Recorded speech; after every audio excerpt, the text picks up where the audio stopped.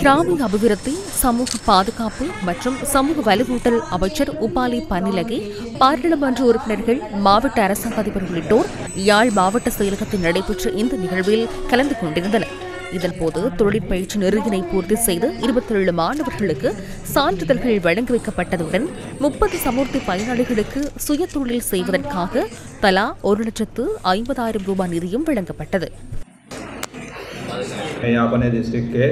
யாழ் மாவட்டத்தில் 137 மில்லியன் ரூபாய் நிதியை சுயதொழிலுக்காக ஒதுக்கியுள்ளோம். அடுத்த 2 மாதங்களில் தெரிவு செய்யப்பட்ட 905 குடும்பங்களுக்கு இந்த நிதி வழங்கப்பட உள்ளது. நவம்பர் மாதம் முதல் வாரத்தில் சமர்ப்பிக்கப்பட உள்ளது. அடுத்த ஆண்டுக்கான வரவு செலவு திட்டத்தில் நாங்கள் யாழ்ப்பாணத்திற்கு கடந்த வருடத்தை விட அதிக நிதியை ஒதுக்க நடவடிக்கை எடுத்துள்ளோம். எனினும் நிதி ஒதுக்குவதால் மட்டும் நாம் நினைக்கும் சமூக பொருளாதார அபிவிருத்தி இலக்குகளை எட்டிவிட முடியாது. இதற்காக சிந்தனை மாற்றம் ஒன்று தேவைப்படுகிறது.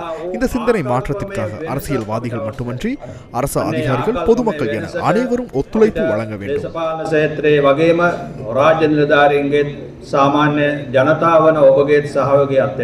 ஜனாதிபதி சொல்கின்றார், இந்த கதவை திறந்து இழுத்து பார்க்கின்ற பொழுது பின்னுக்கு பெரிய ராட்சதமான இருட்டு யுகம் ஒன்று காணப்படுகின்றது. அதை பார்த்தா எல்லாருக்கும் பயம் வரும். அது போதை உலகம். அதை திறந்து பார்த்துட்டு கன பேர் பயத்தில் அப்படியே மூடி விடுவார்கள். நாங்கள் அதை மூடவில்லை, அதை திறந்து விட்டிருக்கின்றோம். இந்த அழிக்கிற இந்த போராட்டத்திலே மிகப்பெரிய சவால்கள் இருக்கின்றன. எனவே அதை நாங்கள் அழித்தொழிக்க வேண்டும். அது ஒரு முக்கியமான இலக்கு.